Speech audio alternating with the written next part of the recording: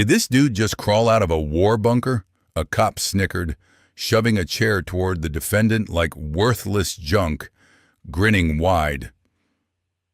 He cracked jokes in front of the bench, called the man a lawyerless clown, ordered cuffs when he stayed mute, never expecting that black stranger's badge, Director, FBI. The courthouse was jammed, yet after those 4 quiet words, the whole machine seemed to seize. Justice had been punchline material. Now it stared back. What would you do? Which state do you even claim then? Monday's district session opened in damp air, smelling of dust, ink, old coffee, stalled righteousness. Half the benches held clerks, a few older interns, and several uniforms clearly from the local department. Everything felt routine, bland, like every minor calendar case. Then, the left door swung open. 2 security officers strode in. First, faces hard, carrying themselves like they were escorting a bomb, not a defendant. Between them walked a black man, no chains, yet shadowed so tightly he looked one twitch away from being tackled. His shirt was wrinkled, collar stained. The dried blood mark along his collar looked aged, like it had crusty through a long, cold night. Court lighting was dim, but enough to catch everything. His gaze stayed strangely calm. No visible anger, no pleading, just a flat, heavy stillness. He didn't glance around, didn't nod, didn't acknowledge whispered pity. The officers guided him to the defense table, nodded, stepped back. The whole room seemed to miss a heartbeat. Someone coughed, a chair squeaked, nervous. He sat down, back upright, eyes fixed on the empty bench's shadow. No one knew his name. No attorney waited. No family lingered in hallways. He seemed wrapped in a weird emptiness, like his identity had been vacuumed out.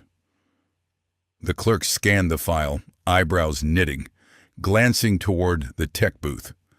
No address listed. No emergency contact, no job history, no priors, she muttered under her breath. Unheard, but the suspicion in her eyes was obvious.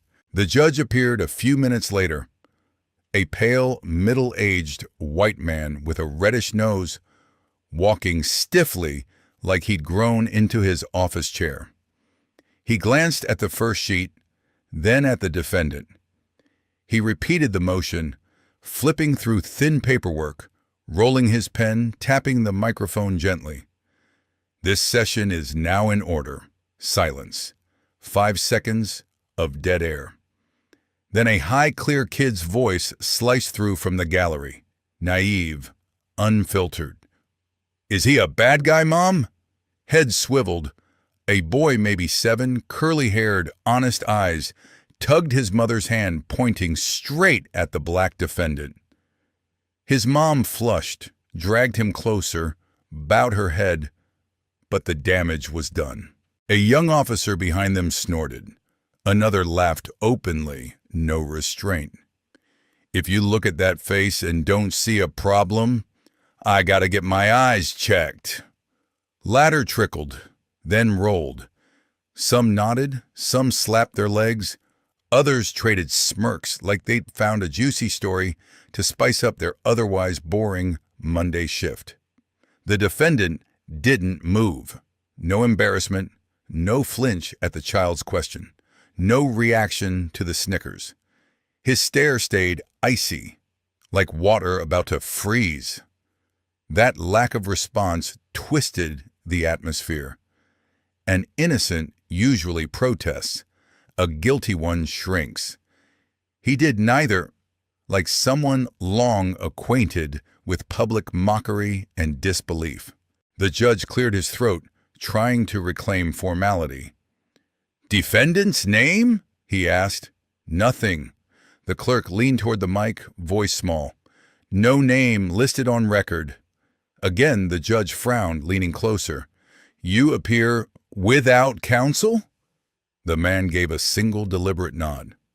"Self-representation."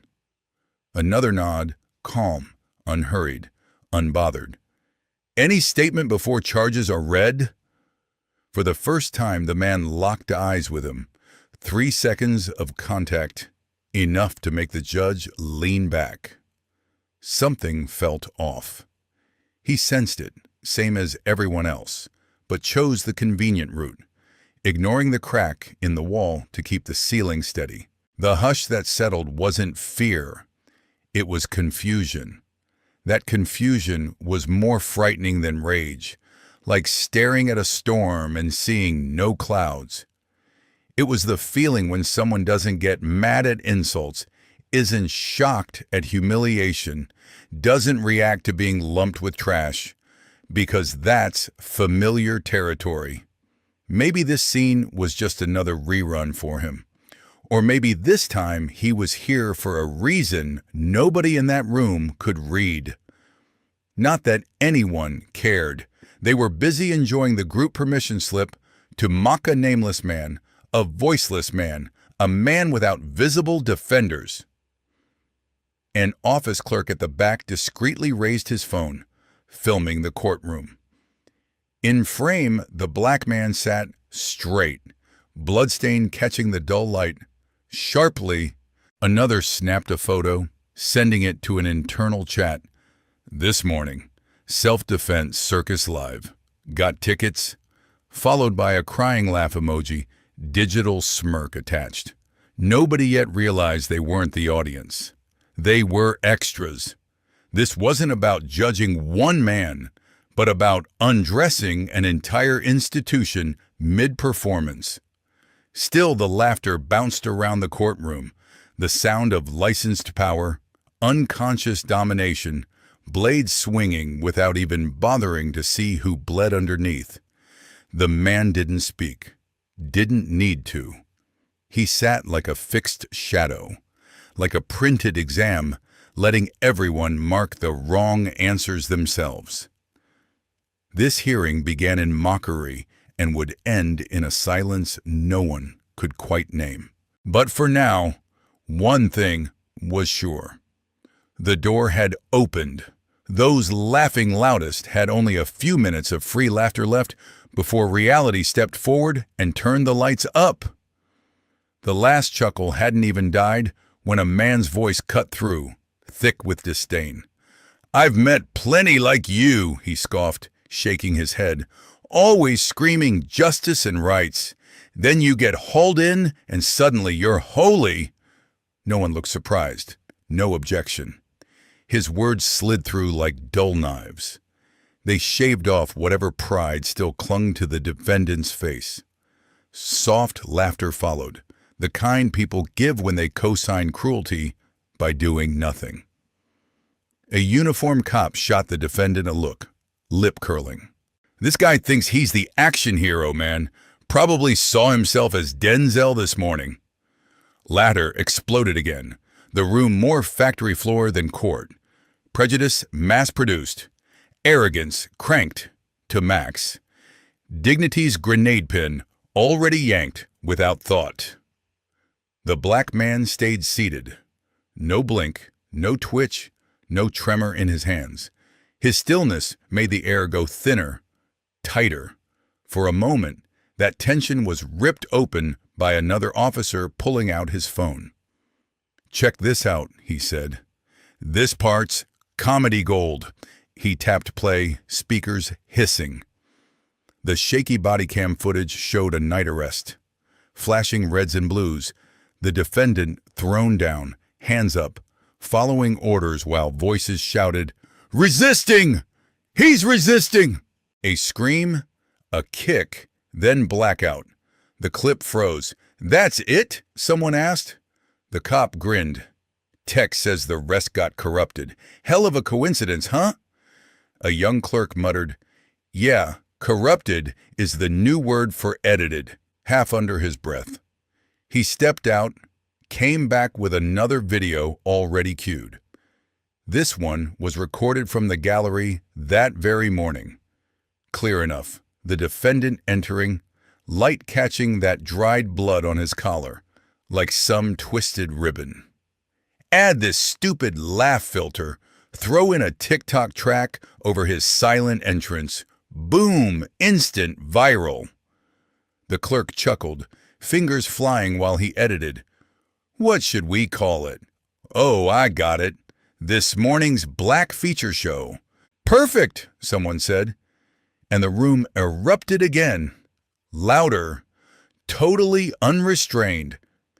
Younger spectators stood for better angles. A secretary laughed so hard she covered her mouth, mascara streaking. The security captain leaned toward a staffer, voice low. Bet you this guy played a corpse on some cop drama.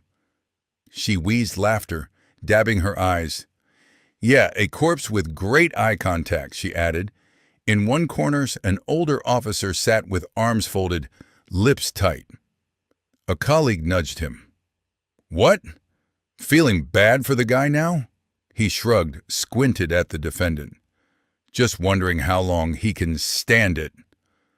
The defendant didn't turn or respond. No strain visible, no bowed head. His silence wasn't surrender. It was thick glass, reflecting every insult, every cackle, every peeling layer of decency from the faces circling him like vultures, a mirror none of them could escape, showing them laughing at someone they assumed was beneath them, while displaying their own ugliness in brutal clarity. But nobody in the room was sharp enough or honest enough to recognize it. Minutes later, the judge waved toward the tech booth. Play the official body cam now. Lights dimmed. The footage rolled again. Dark alley. Defendant emerging. Hands raised. Compliant. Yells of, resisting, obstructing, neatly matched a blow to his back. Then blackout. The frame froze. In the corner, small text appeared. Error 4:18. Frame unreadable. The room laughed on cue, like someone had rehearsed the reaction beforehand. Guess criminals hack body cams now, someone whispered. The cop by the screen smirked. Didn't need to hack a thing. The system did him that favor itself. He roared, laughing. The noise thickened, filling the room like smoke with no exit. It wasn't sound anymore. It was a blunt weapon, swung hard.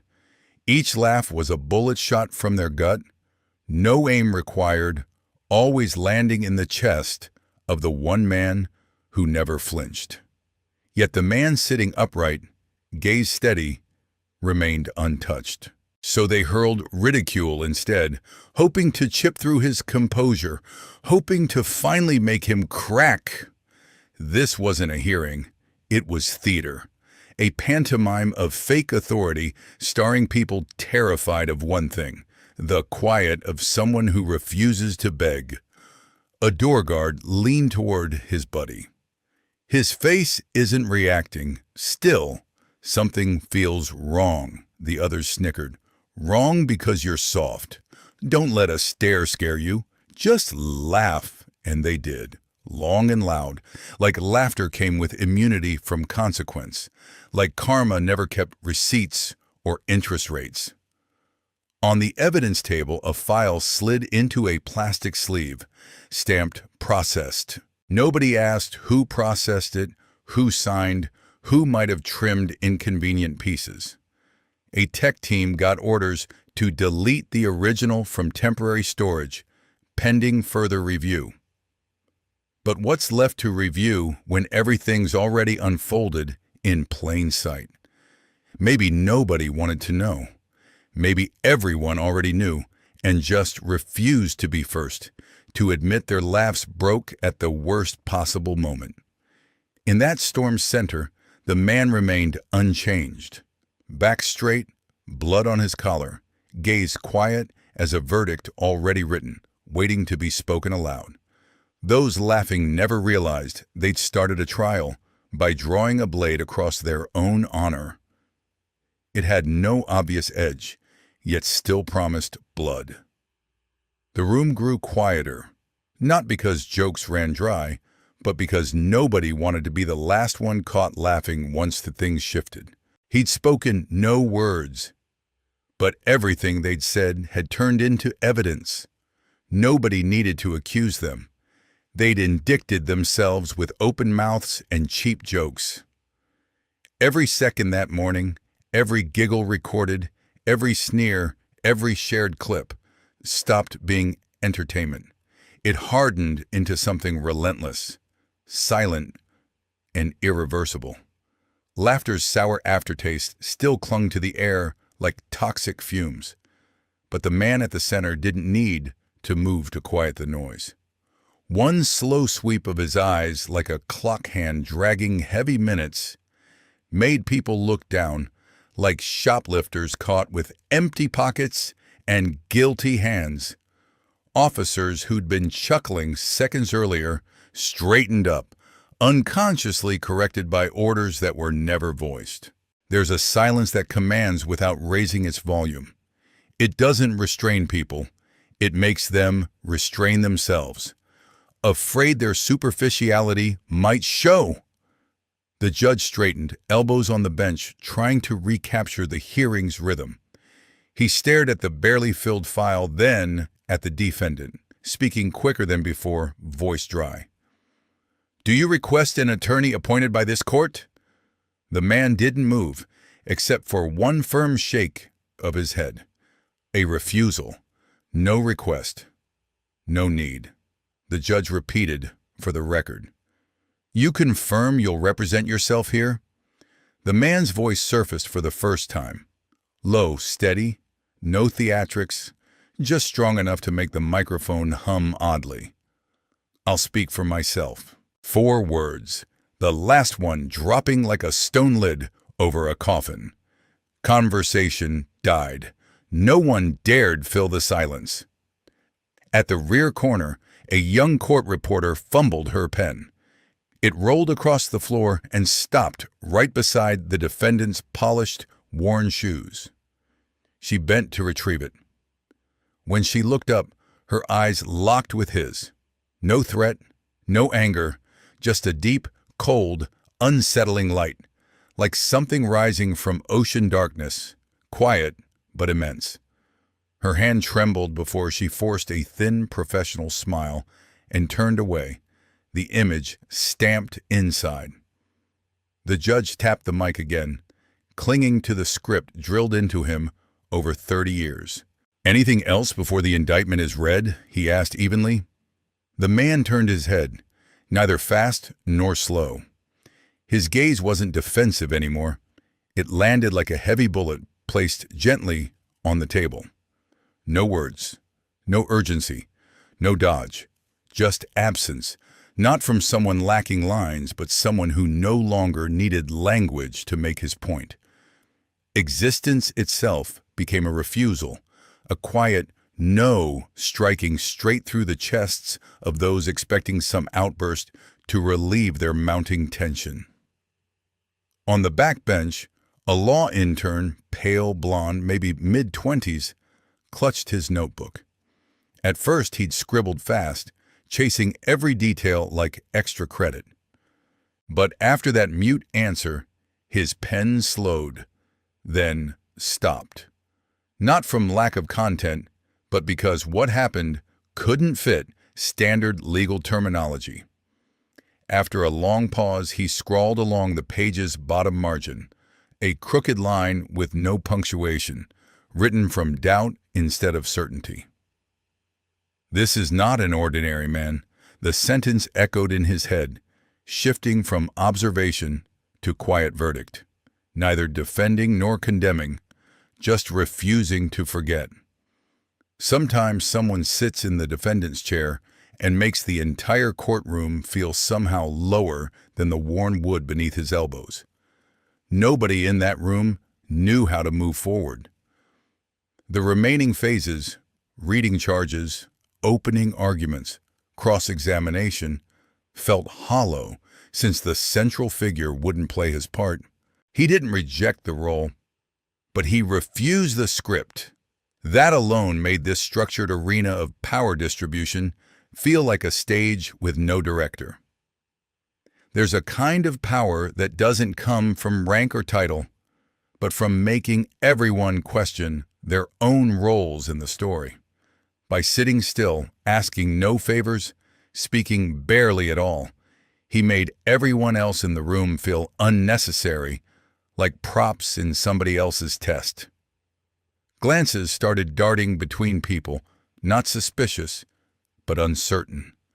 When mockery, pressure, humiliation all slam into silence, nobody knows which page to read next.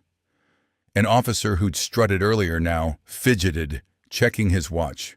A female clerk pretended to dig through her bag rather than possibly meet his unreadable gaze. The judge paused his pen, resting his chin on one hand, as if staring at a chessboard he couldn't remember setting up. He wasn't sure anymore whether the man across from him was playing black, white, or had flipped the board entirely without touching any piece. When the system faces resistance, it knows how to crush. When it faces rage, it knows how to suppress. It has scripts for both. But confronted with someone needing no defense, offering no speeches, reacting in no standard way, it stalls. That confusion now crackled through all four walls. No shouting, no punches, no contested physical evidence, just a man sitting upright, like a sentence not yet underlined, forcing everyone to reread themselves carefully. The fallen pen was back on her table, but the faint scuff on the floor where it hit remained. Tiny proof that impacts linger.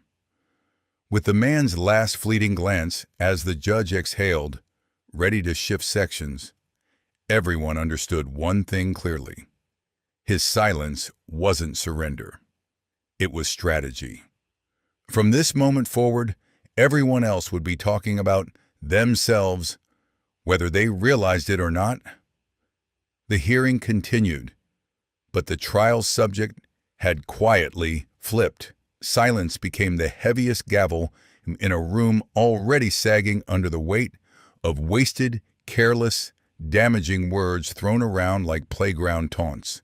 He stayed seated, spine straight, eyes forward, posture steady down to the smallest vertebra. The discomfort around him simmered, thick and inescapable. That very silence carved out a vacuum. Others rushed to fill with smug certainty. A cop stood, holding a file as thin as a grocery receipt. "I'll reread the defendant's record," he announced, fake helpfulness dripping, "just to clarify things." No one objected. A few nodded eagerly, grateful for distraction. He eyed the defendant sideways and began. "No job, no formal education listed, no stable address. Real model citizen here," he drawled, stretching each sarcastic word. Laughter flared again, staggered but strong enough to make the air feel dirty. Nobody bothered to wipe their faces clean of it.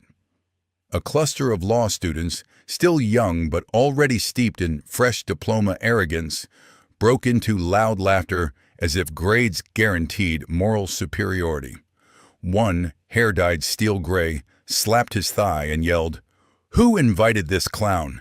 Is this court or improv class?" Heads bobbed, unthinking. Laughter rolled like ball bearings across marble. Even the reporter winced. Not because it was funny, but because she knew they'd crossed decency's bare minimum line. A middle-aged man in the back, modest clothes, neatly pressed shirt, old frames on his nose, turned toward the students, voice held but burning. "You think this is a joke? What you're laughing at is someone's right to exist," he said. The air froze, just for a heartbeat. A cop moved fast. No questions, no explanation. "Sir, you're disturbing proceedings. Please step out." The man slipped off his glasses, looked at them, and slowly stood. He didn't resist, but the look he left behind was a quiet warning in a place where reason drowned beneath cheap laughter. Character dies first here. Soon after, an odd sound rose from a corner. Low buzz, Then music. Someone played a TikTok clip. Volume low, message loud enough anyway. On screen, the defendant's image had been edited, zoomed, looped. His entry replayed with a mocking parody track layering over his silent, unreacting face. The beat was light, lyrics rewritten to taunt, walking in like a runway pose, silent like a dummy who froze. Cold face, failed interview vibe. Latter erupted again, now with whistles and soft clapping, like the courtroom had turned into a live comedy taping, not a place to weigh lives. The man didn't move. No phone, no head turn, no shift in posture. Just for a heartbeat, something sharp flickered through his eyes like steel. The reporter closest to him caught it.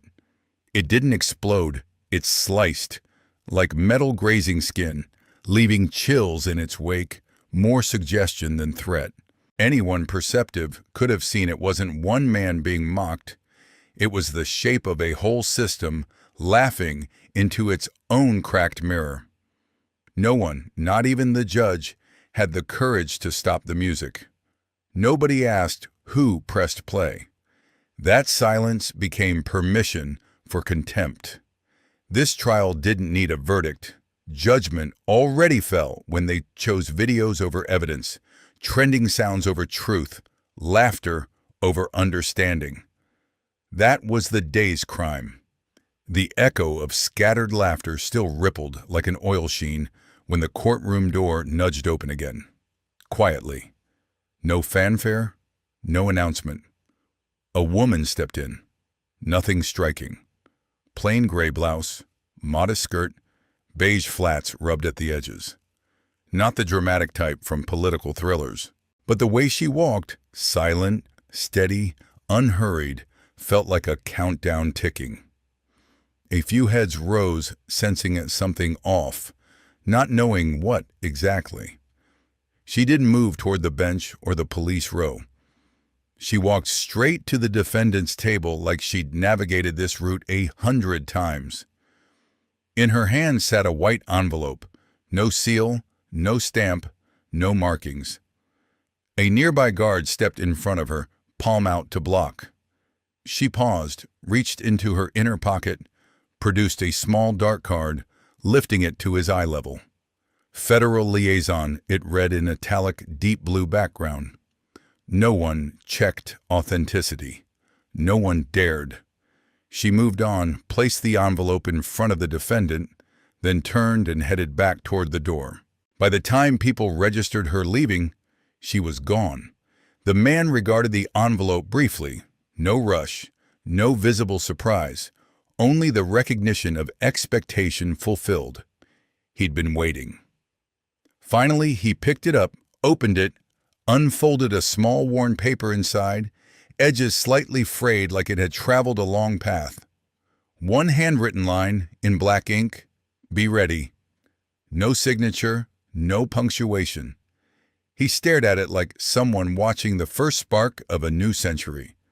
His jaw tightened subtly. His eyes shifted, not in color but depth, moving from patient to alert, from surviving to executing. An officer shrugged, unimpressed. "Let him fantasize," he muttered. "Guys like this love theatrics, secret agent scraps of paper and everything." Another cop chuckled, though one question gnawed silently. Who authorized her entrance? Like the earlier sigh from the escorted-out man, that question floated unanswered, destined to find either silence or fear. The defendant folded the note, slipped it back into the envelope, laid it neatly on the table like an exhibit no one else could touch. He returned to stillness as if the woman had never existed. But for those who truly saw, the surface water had just been disturbed. The ripples hadn't reached shore yet, but the stone already lay at the bottom. The judge's face shifted, sensing a current sliding beneath the proceedings. He leaned into the mic, enunciating carefully.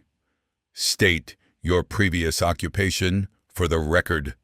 The pause that followed wasn't hesitation. It was precise measuring of consequences. The man lifted his head, stared ahead. "Former federal investigative work," he answered. No elaboration, no title. But the words cracked the courtroom's plastered confidence. A young cop let out a brittle laugh. "If you're federal, then I'm the Archbishop of New York," he scoffed, his chuckle sounding like burned paper. Some joined, cautiously. Most held back.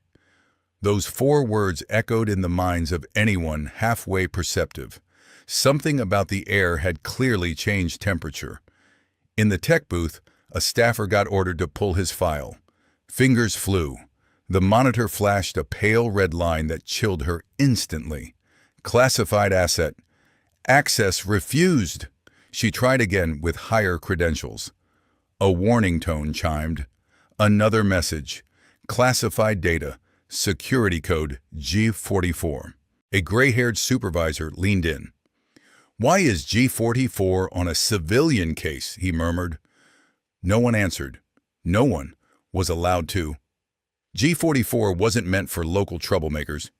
It was reserved for files that shouldn't exist, or existed only because the country needed to forget something too dangerous to remember. The man stayed motionless. No smugness. No confirmation. His silence now wasn't a shield. It was a deliberate crack splitting across the courtroom mural, set to spread quietly. In what had seemed a routine case, truth wasn't hiding in pleas. It lived in one answer nobody believed, and one data flag nobody dared explain. Back in the systems room, the access codes on screen shifted from green to amber to bright red. A short beep snapped, like a lock slammed shut.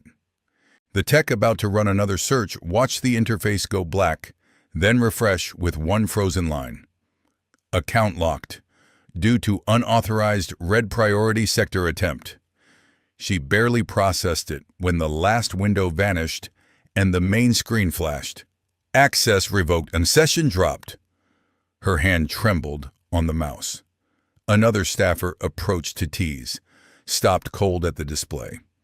He scanned an internal note only visible to top clearance users. "Do not touch. Red priority, no copies." Nobody asked why. Everyone understood anything marked red priority wasn't a joke. The text started to stand, then paused as her internal inbox pinged sharply. A GovDomain email. No subject, no signature, no attachments. Just 7 words. Maintain current state. Do not ask anything. Verification string. Authentic, unforgeable. No one in that room touched another key. The monitor went dark after 20 seconds, leaving behind not emptiness, but a thick, wordless suspicion. Meanwhile, the far door in court opened again. No introduction, no roll call. The state police chief entered, not in uniform but a fitted charcoal suit. 2 men in black suits followed, close-cropped hair, sunglasses indoors like they'd been trained to see in different kinds of darkness. None said a thing. Their presence alone announced that this had moved beyond local administration. The judge shot to his feet, gave a quick, urgent nod instead of a greeting. The chief walked to the room's center. The students who'd laughed hardest sat frozen, lips pressed shut like they'd forgotten how sound worked. An officer stepped forward to ask a question, stopped when he met the eyes of the man on the right. One look pinned him in place. Their footsteps weren't loud, yet each one felt heavy, compressing language itself. When they reached the defense table, the defendant didn't look back or move. They stopped behind him. No hand on his shoulder, no whisper. One agent pulled a slim object from his jacket, unclear if badge, warrant, or something darker. He held it for 3 seconds, long enough that no one needed confirmation. The cop who'd laughed loudest at the TikTok clip stumbled back, whispering, "What is this?" No answer. That was worst of all. A room once rattling with laughter now suffocated under silence so dense even someone swallowing sounded like gunfire. One judge, a state chief, two nameless agents, all present, none declaring anything. Sometimes just showing up is the ruling, and silence is the siren. At the table, the man remained a locked question mark, making every answer around him feel pointless.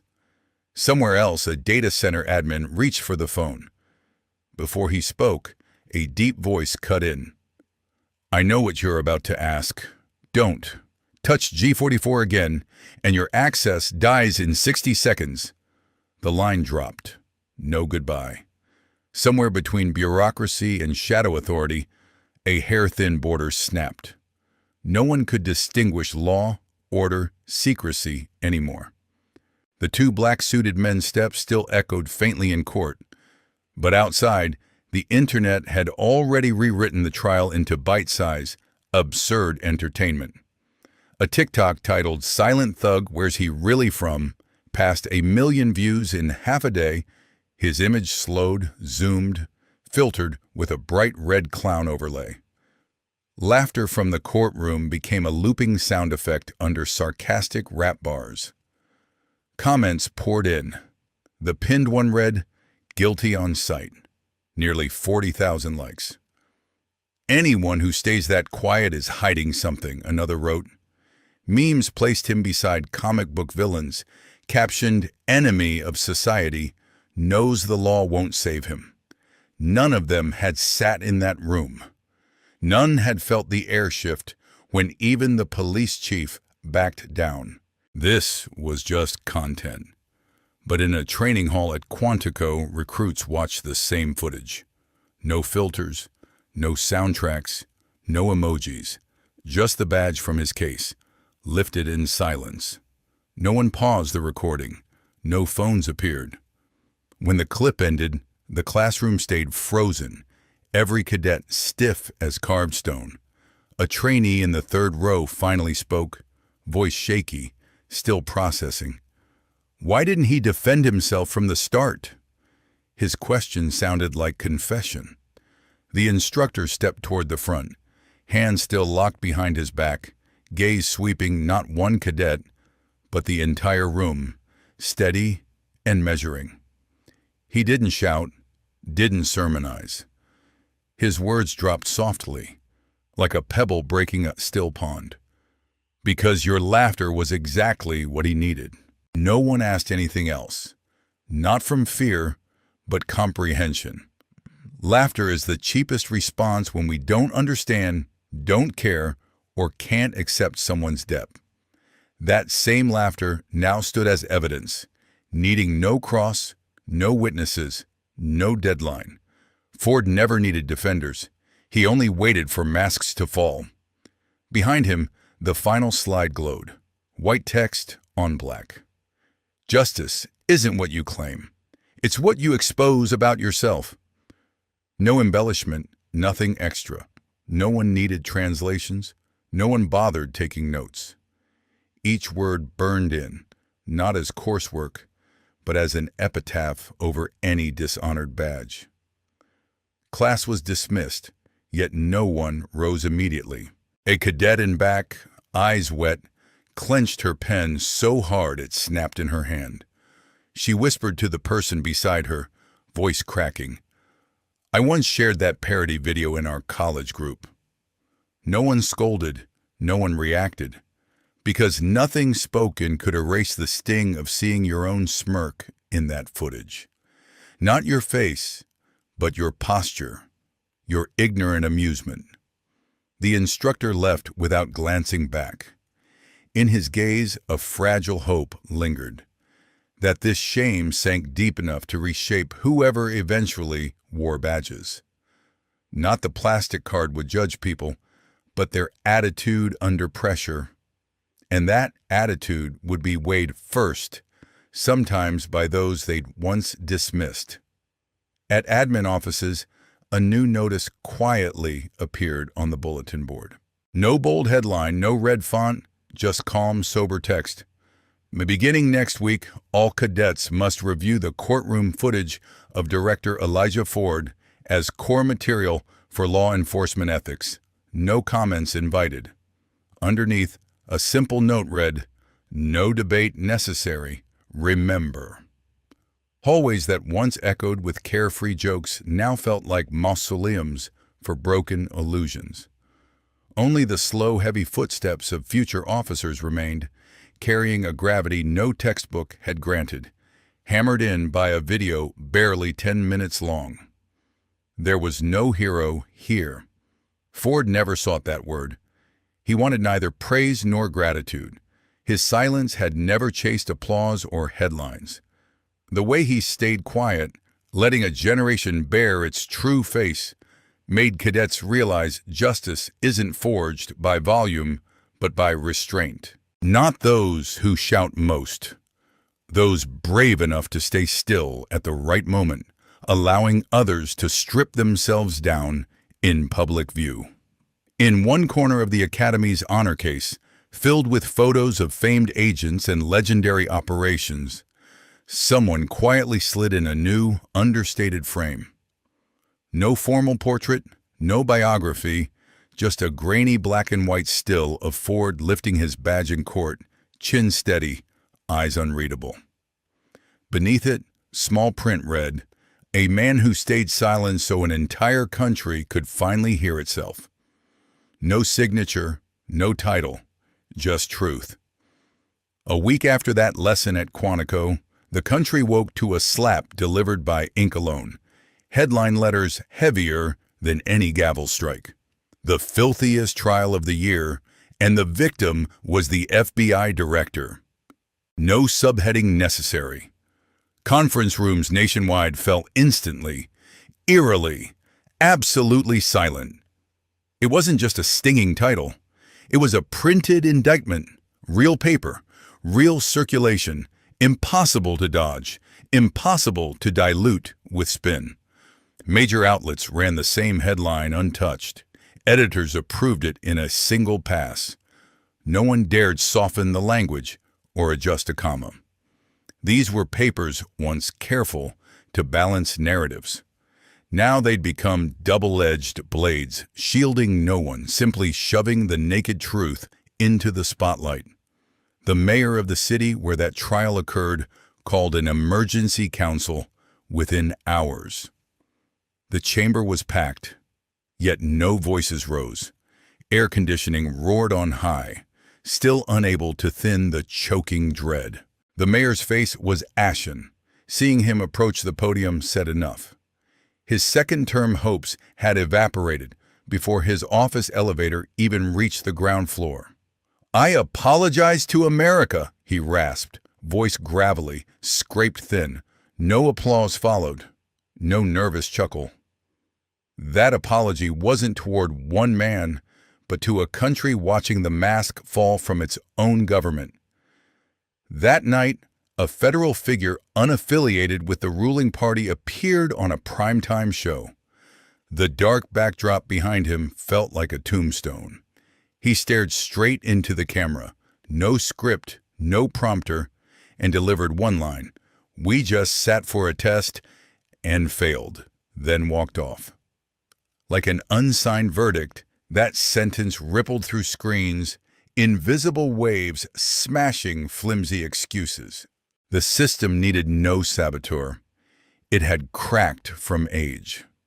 Like an old bridge with fractures hidden under dried paint, all it took was one downpour for every rusted joint to split open. This storm didn't come from scandal gossip. It came from one silent presence that forced a nation to actually look at itself. To ask, how long have we lived inside a costume we insisted was justice? Ford needed no further words. His silence now defined power. Not power to dominate, but power to force introspection. When politics couldn't salvage dignity and media couldn't salvage image, one refugee remained: money. But even money turned away. Corporate sponsors backing the local department's projects, banks, conglomerates, investors, began quietly stepping back, pulling plugs without fanfare. No press conference, no PR notes, just frozen transfers, halted upgrades, canceled gear contracts. One bank demanded its logo removed from community policing brochures immediately. Nobody wanted branding near what commentators were now calling the true face of American law. Online, the hashtag #WeFailed started climbing within 2 short hours. Still, nobody tagged him. Nobody had his name. Everyone understood Ford wasn't performing for crowds. He didn't need trend charts or digital applause. In government offices, urgent emails titled "Damage Control" flew out. But how do you patch anything when the entire moral wall has collapsed inward? Legislative aides spammed crisis consultants, yet few wanted involvement. Nobody desired a contract where the problem was too obvious, too deep, beyond manageable spin. Law schools dropped weekly quizzes, replacing them with a single assignment: dissect the collapse in the trial of Director Ford and its ethical consequences. Students weren't hunting correct answers. They were forced toward confrontation. Nobody dared turn in lazy work, knowing the subject refused to be reduced. Inside one influential enforcement lobbying group, the budget slide vanished from the projector, replaced by a blank background and a single question from the chair. If we've already lost someone like him, what exactly do we think we still control? No answer emerged. None was truly possible anymore. By then, every official who'd laughed, denied, or belittled Ford now faced a mirror, one reflecting ethics, not appearance. The media hadn't slain anyone. Politics hadn't either. Yet when both and the money turned away, even the sturdiest structure dissolved like a sandcastle under relentless tide. No one could pull the curtain back up.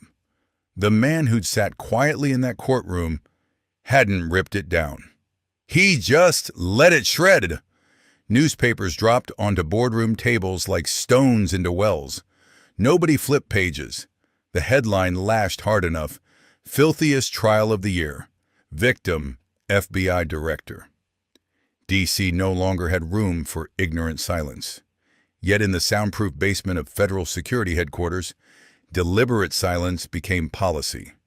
There, DOJ, DHS, and FBI representatives shared one table, each reading the same list. People quietly removed from systems, no hearings, no notices. Just a red-coded command. Some names were familiar, speakers of lofty fairness at past conferences. Now annotated coldly. Non-operational, removed from data stream. One high official who'd mocked Ford at the courthouse gate for not flashing his badge now stared at that page, seeing his own name boxed. No microphones recorded. Cameras were disabled by presidential-level security.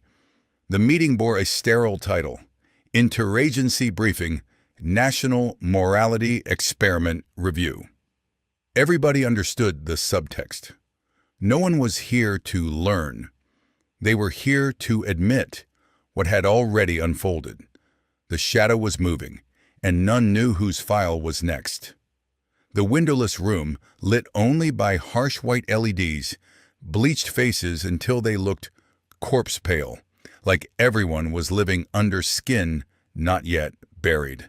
A DHS legal advisor read aloud from Ford's internal memorandum: "A system is fair only when it reacts honestly to its own nakedness."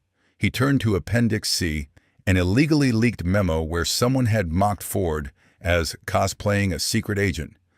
Metadata: leak traced to DHS. Every head turned his direction. No accusations voiced, but the look in their eyes already held a verdict, and the shape of his soon-to-be future. An FBI tech gasped as software blocked a login from a senior DOJ advisor's old account, the same man who'd once sneered on national TV. "He's not worth America's attention," that advisor had said. Now his access to all analytic platforms was locked. Cyber Behavioral Report tagged him, "Flagged for shadow tracking." Another cache file surfaced, a training clip where Ford was edited into a video game villain, voice dubbed with lines he'd never uttered. Deputy FBI. That deputy now had every clearance labeled restricted pending verification. Nobody reopened the file. They didn't need to. Its existence already testified against them. On screen, a list appeared with no official heading. Only a small line. Special review. Authorized under executive order. Beneath it, Elijah Ford. No one spoke his name out loud. They didn't have to. Every person present registered the implications. This was bigger than any department. Next to that name, Tier 0 Oversight, Moral Test Division, no operational restrictions. Air seemed to thin. People had to remind themselves to breathe. No operational limits meant no stop orders, no review boards above him. Ford was running something outside any approved framework, and DOJ, DHS could only watch. A folder slid hand to hand with barely a whisper, containing names that showed negative moral impact during Ford's testing window. Some were crossed out, already gone. Others circled red, under active observation. One belonged to the person who denied Ford's attempt to speak in court, claiming eye contact isn't proper verbal testimony. He'd once joked, "If he talks with his eyes, I'll answer with a smirk." Behavioral scans showed his stress spiked highest whenever Ford's name appeared. Another internal clip surfaced from a legal symposium years earlier. Ford's image, pre-identity reveal, used in a talk titled "Spotting Power Delusions in Law Enforcement." His face slow-motioned, blurred, paired with goofy music. Audience roared. That clip became an internal meme captioned, "Never trust the silent ones." After everything came out, the presenter resigned. No farewell email, no speech. System log simply marked, "Inactive as of." No one dared ask details. A social analytics report noted over 400,000 mocking posts about Ford on internal law enforcement networks early in the experiment. Most common phrase, "Thinks he's a ghost." That line went on coffee mugs, merch, keyboard stickers. Now AI cross-matched usage with personnel files, categorizing regional moral deviation scores in cold numbers. The joke had turned into a metric. In the conference room, no one mentioned this out loud, but memories flickered, especially about a former checkpoint incident. An officer had blocked Ford at a security turnstile because scanners couldn't read him, snarking, "People without a trace are the shadiest kind." He'd bragged later, turned it into a heroic anecdote. Now his entire login history was quarantined, his record flagged, under emergency observation, no immediate action. A seasoned DOJ official finally muttered, voice acidic, "So, does he plan to keep testing us?" The question was more trap than inquiry, hanging heavy. No one answered. An FBI rep twirled his pen, eyes like deep wells, and gave the faintest nod, neither yes nor no, just awareness. That silence held a message. If you still ask when it started, you've missed that you were in the experiment from the beginning. Slides kept advancing, like someone else was steering this meeting. Next image. A U.S. map. States shaded, light red, unlabeled. Everyone knew what it meant. Those marked regions housed concealed misconduct cases. Places Ford likely seated sensors, planted quiet people, waiting for one snicker to trigger the next reckoning. In a southern state notorious for old protest crackdowns, a tech once mocked Ford as the guy demanding justice with a stare in a viral recording. That joke had become local legend. Now, seeing his state glowing on the map, the same tech sat sweating through his shirt, throat desert dry. Beside him, a supervisor murmured, "Laugh once, regret forever." A DHS assistant whispered, "We have no protocol. Every simulation model broke." The colleague just stared. His complexion looked like someone given a terminal diagnosis with no treatment plan. The fear wasn't Ford's power. It was his refusal to show its edges. In a digital archive legally accessed under moral inspection, logs showed Ford requested full camera histories from county jails flagged for over-the-line interrogations. A senior manager had laughed in his face back then, saying, "This is the field, not an ethics seminar." That clip now headlined "Deviant Behavior Training." A DOJ analyst had once posted on intranet calling Ford the monk in a suit, pairing his photo with noir detectives for laughs. 1,700 reshared. His account now read, "Temporarily closed for verification." When colleagues joked, he shrugged, but biometric logins added a new screen. "You are currently under observation." In one corner, the DHS admin director flipped through a red-sealed folder containing notes from agents who'd served under Ford. A theme repeated, "Don't ask why." Observe, withdraw when necessary. He'd raised a generation that didn't argue, just documented. Now, as a nation quivered under a verdictless trial, he remained unseen. No press appearances, no passionate speeches. Yet every move in that room orbited his absence like planets tugged by a black hole's unseen gravity. Elijah Ford, the once silent defendant, had become the axis of an interagency review nobody dared title honestly. One DOJ leader recalled mocking him loudly last year. He'd clapped during a private screening, joked, "If that guy's really an agent, the Bureau should close shop." Later, he slashed ethics control funding. That statement turned into a headline quote in an internal analysis about silent resistance syndrome. Now, he couldn't look away from Ford's name on the screen. Not out of reverence, but fear. Afraid that blinking meant missing the moment his file slid from reviewed to removed. Another report followed, with seminar footage. Ford had attended silently, never invited inside, standing in a hallway while younger officers staged pratfalls nearby, pretending he brought bad luck.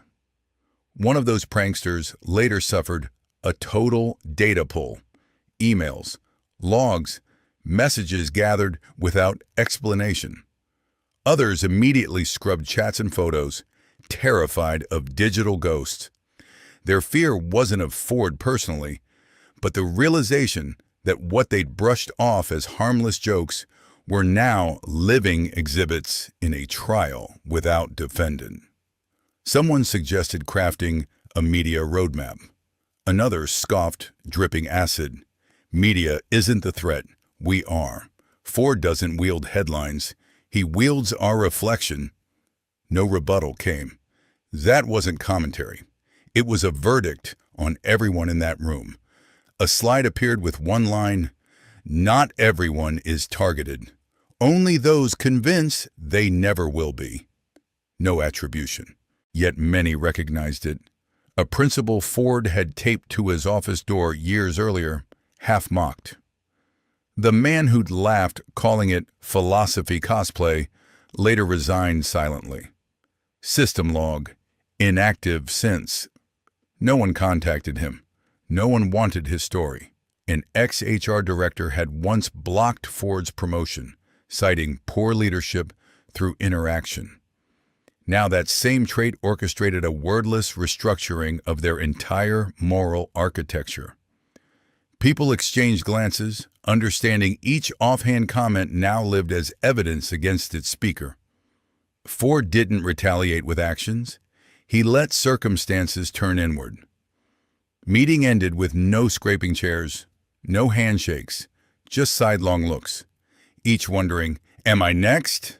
Am I already on his radar? He needed no further moves. They'd built themselves a maze with no exit, where every opinion was a flare exposing them to his quiet oversight. In Central City's police headquarters, 3 senior officials no-showed Monday's briefing.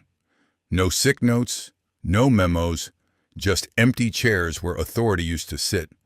Their desks stayed exactly as they'd left them, coffee still faintly warm. But their profiles vanished from the system. HR met a red warning, access revoked.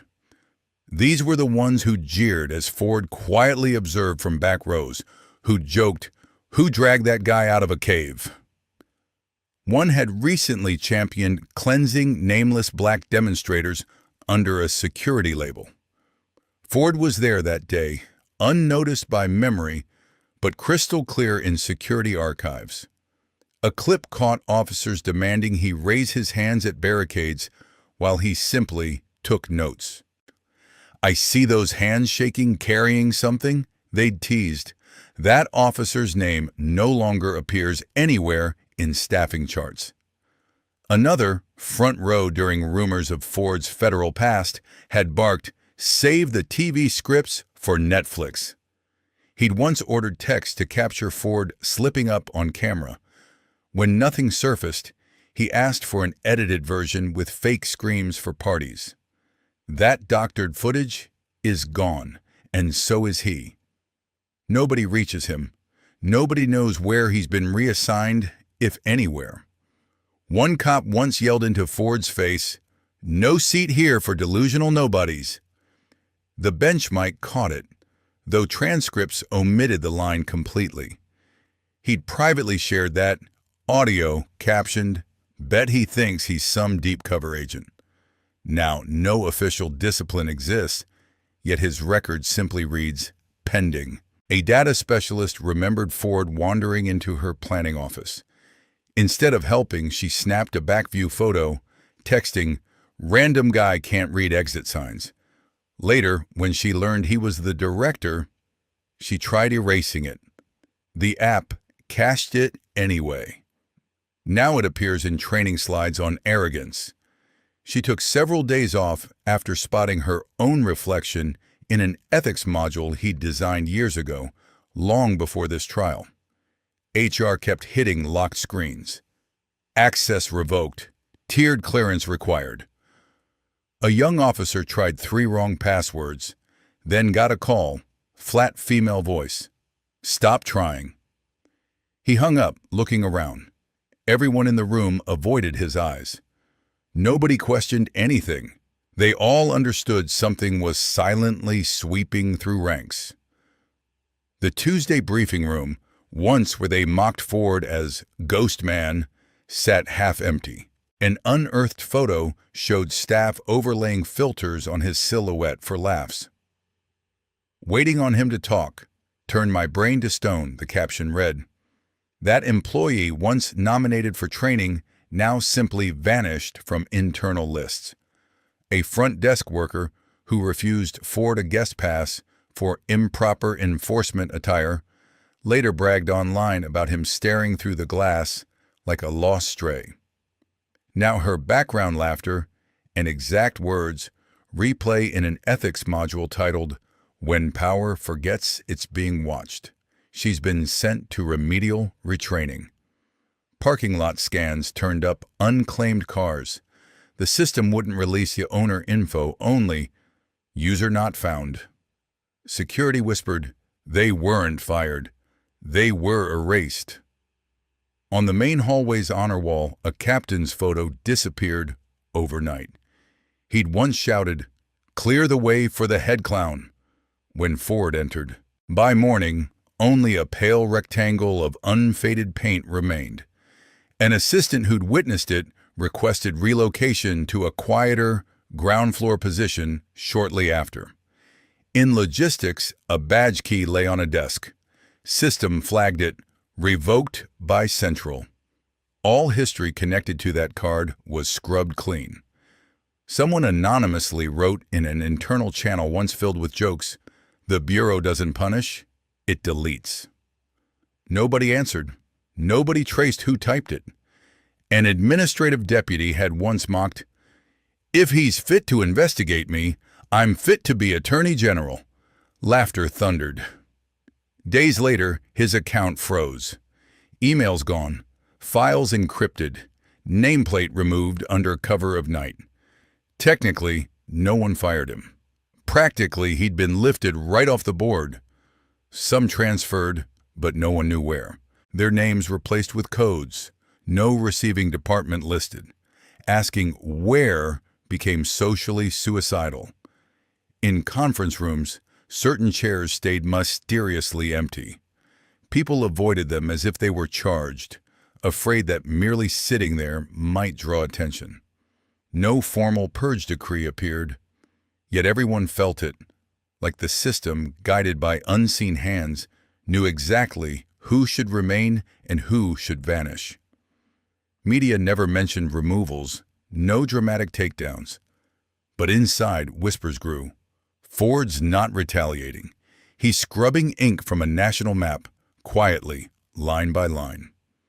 Some dismissed officers tried calling old colleagues, only to meet number no longer in service. One texted, "Where are you?" The message showed red. Yoon answered. 6 hours later, his own phone lost system access. These disappearances shouted without sound, a career's death without ceremony, a punishment with no official judgment. Names gone, faces removed, emails wiped, like they never existed. In an emergency staffing meeting, 20-plus evaluation files tied to Ford's trial were simply missing. Attempts at data recovery returned one string. Silence is the audit. When Tech asked who possessed such deletion authority, the supervisor only laid his phone aside. He stared at the screen, saying nothing. Even personal devices now felt like listening ears. Elsewhere, a memorial wall for outstanding service came down. Photos weren't returned to anyone. They were boxed, unmarked, stored away. It was like the system was ashamed of the faces it once celebrated. On a closed senior forum, someone posted an old snapshot with Ford, captioned, "The guy who never smiles." Within hours, the post vanished. The poster's access was cut. Next day, his ID badge read, "Review pending." All system hooks severed instantly. A coworker muttered, "Old pictures hurt worse than fresh crimes." At the now vacant chief's desk, a thick list awaited. A column heading read, "Category, no longer exists in system." Stamp, executed under Security Directive, Internal Purge, EEF. Nobody asked about those two letters. Didn't need to. EF carried more weight than any decree. It was an eraser's quiet signature, undeniable. Seats stayed empty, names unspoken. Silence crawled like cold smoke through hallways that once thundered with certainty. Then came the leak that changed everything again. It revealed the trial wasn't random. It had been drafted, modeled, anticipated for 3 long years. The first clue popped up through a misclick. An auditor opened the wrong encrypted folder, finding a dry-titled file. Ethical Compliance Live Experiment, filed by E. Ford, timestamped 3 years earlier.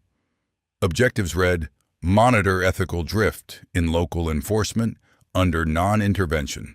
Final bold line, "Author identity must stay hidden until system fully confronts its own behavior." Shortly after, an internal log leaked. Ford had been denied printer access while prepping training documents, brushed off as external.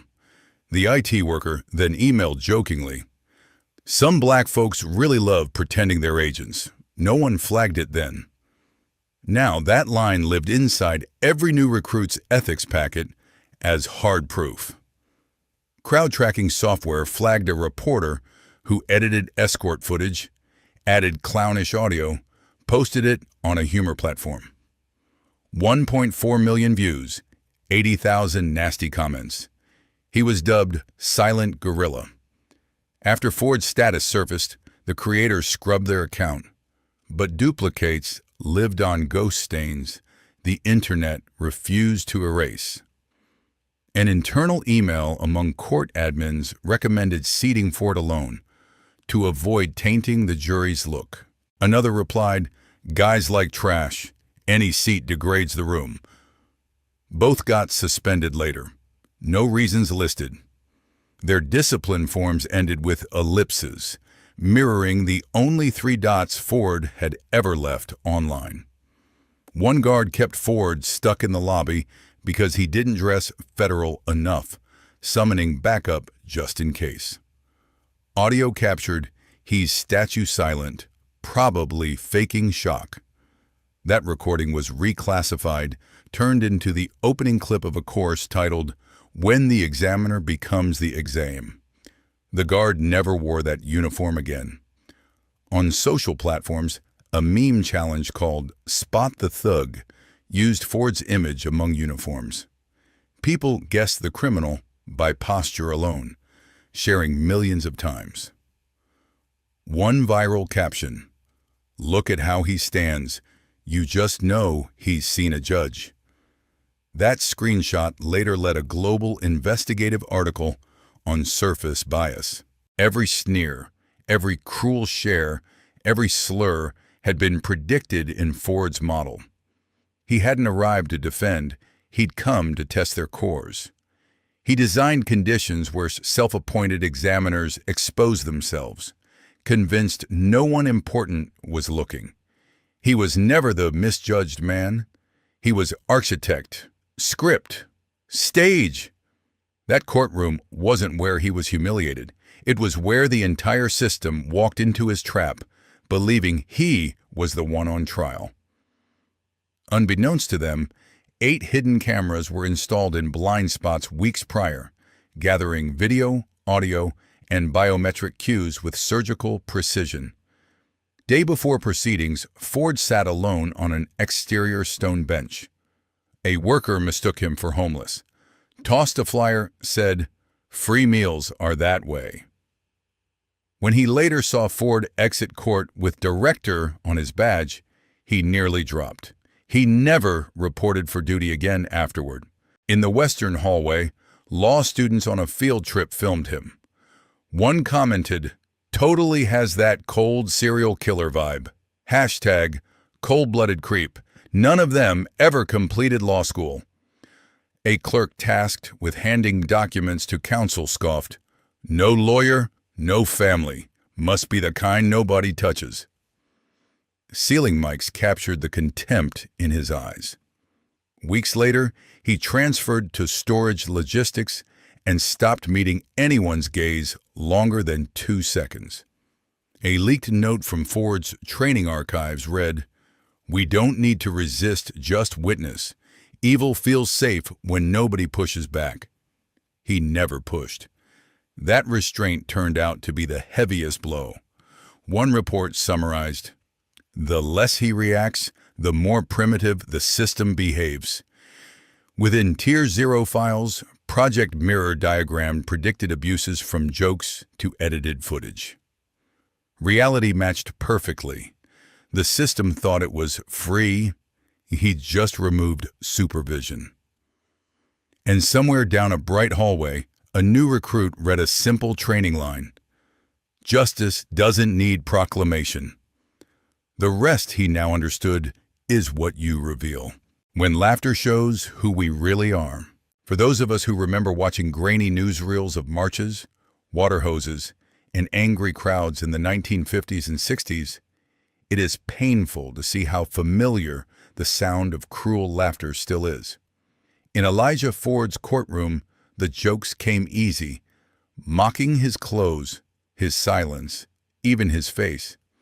People filmed him, added silly music, and passed him around the internet like a cheap cartoon.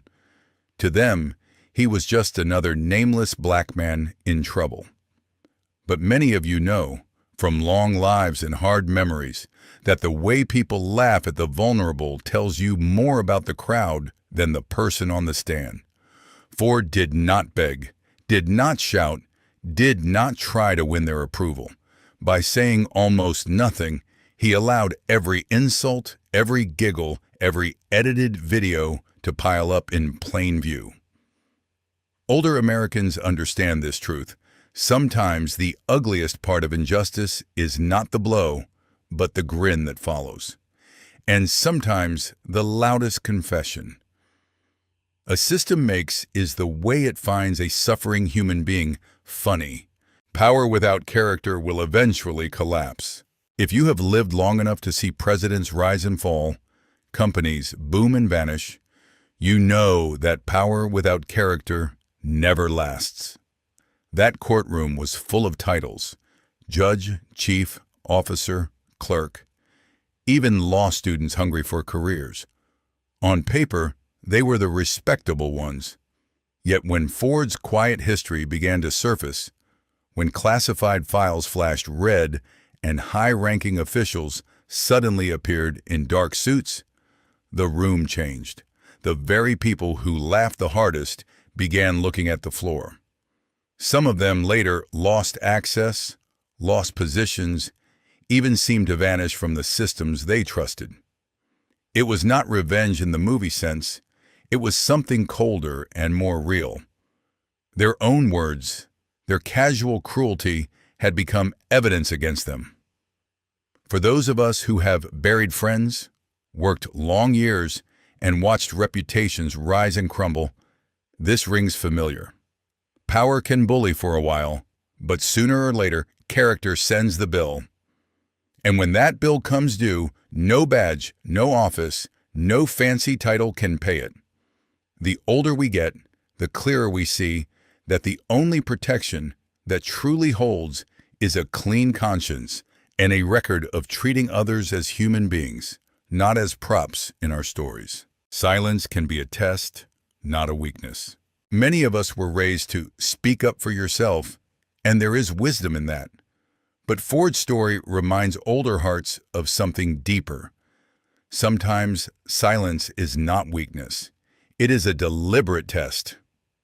He sat there, blood on his collar, eyes steady, letting the system show its true face. He did not explain himself to people who had already decided what he was. Instead, he let them talk, joke, and expose what lived inside their own hearts.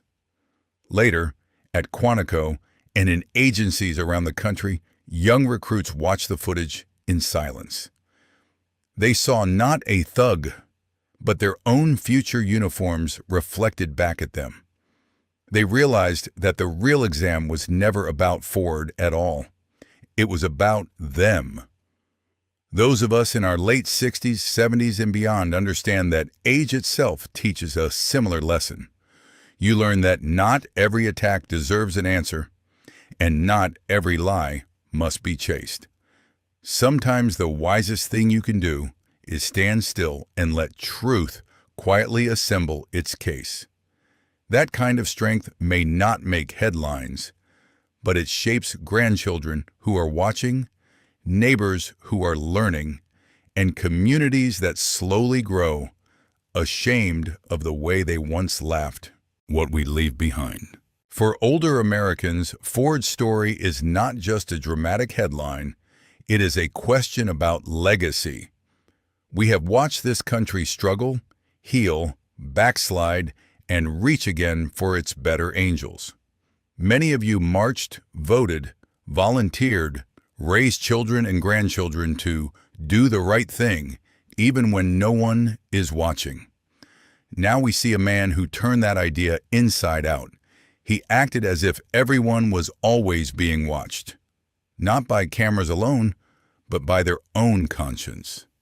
His silence forced a nation to hear itself. The lesson for our generation is simple and stern. The real measure of justice is not how loudly we praise it, but how we behave when we think the person in front of us is powerless.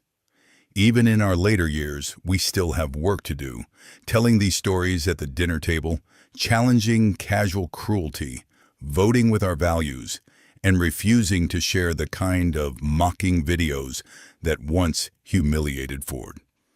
One day, long after we are gone, young officers, judges, and citizens will study this case. What they learn may depend on whether we are willing, even now, to admit where we laughed when we should have listened, and choose in whatever years we have left to live as if our own character is still on trial. After hearing Elijah Ford's story, the silent director who let a courtroom and a whole system expose itself, how do you feel about the way power treats people who seem powerless? Have you ever witnessed someone being mocked, judged, or dismissed only to find out later who they really were? If you had been in that courtroom, would you have laughed along, spoken up, or quietly walked away? Share your honest thoughts in the comments, give this video a like if it made you think, and subscribe to my channel so we can keep learning from stories like this together.